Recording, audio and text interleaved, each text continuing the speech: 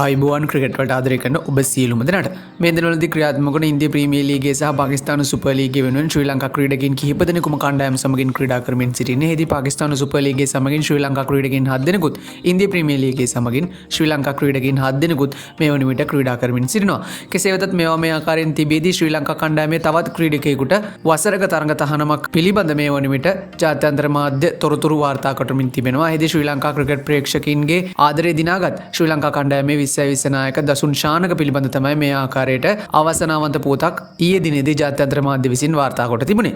එහිදී දසුන් ශානක පළමුව මෙවර පාකිස්තාන සුපර් ලීගයේ සඳහා වන ක්‍රීඩක වෙන්දේසියේදී ලාහෝල් කැලන්ඩර්ස් කණ්ඩායම සමගින් ගිවිසුම් ගතව තිබෙනවා. එහිදී ඔහු තරඟාවලියේ ක්‍රීඩා කිරීම වෙනුවෙන් සියලුම දේවල් සූදානම් කරගෙන තිබුණේ. කෙසේ වෙතත් එක්වරම ඉන්දියා ප්‍රීමියර් ලීගයේ ක්‍රීඩක ආදේශයක් වෙනුවෙන් දසුන් ශානකව යෝජනා වී තිබෙනවා. එහිදී එංගලන්ත කණ්ඩායමේ සෑම් කරන්ට ආබාධයක් හේතුවෙන් තරඟාවලිය අහිමි වන නිසාවෙන් ඒ වෙනුවට ක්‍රීඩක ආදේශයක් ලෙස තමයි දසුන් ශානක රාජස්ථාන් රොයල්ස් කණ්ඩායමට එක්වීමට ආරාධනා ලැබෙන්නේ. කෙසේ වෙතත් එම ආරාධනාව පිළිගෙන දසුන් ශානක පාකිස්තාන සුපර් ලීගය ආරම්භ වීමටත් පෙර පාකිස්තාන සුපර් ලීගයෙන් ඉවත් වී ඔහු ඉන්දියා ප්‍රීමියර් ලීගයේ රාජස්ථාන් රොයල්ස් කණ්ඩායම සමගින් එක්වීමට කටයුතු කොට තිබුණා. කෙසේ වෙතත් මෙම නිසාවෙන් දසුන් ශානකට වසරක PSL තරඟ තහනමක් පැනවීමට පාකිස්තාන ක්‍රිකට් ආයතනය මේ වෙනුවට කටයුතු කොට තිබුණා. ඒට හේතුව ලෙස ඔවුන් දක්වා තිබෙන්නේ පාකිස්තාන සුපර් ලීගයේ ගිවිසුම් කඩ කර ඉන්දියා ප්‍රීමියර් ලීගයේ තෝරා ගැනීම සහ ලාහෝල් කැලන්ඩර්ස් කණ්ඩායම සිට රාජස්ථාන් රොයල්ස් කණ්ඩායම වෙත ගමන් කිරීම යන කරුණු දෙකයි. ඉතින් මෙම නිසාවෙන් බොහෝ දුරට දසුන් ශානක මීළඟ පාකිස්තාන සුපර් ලීගයේ ක්‍රීඩක වෙන්දේසි සඳහා සලකා නොබලන බවට තමයි ඔවුන් සඳහන් කොට තිබෙන්නේ. සහ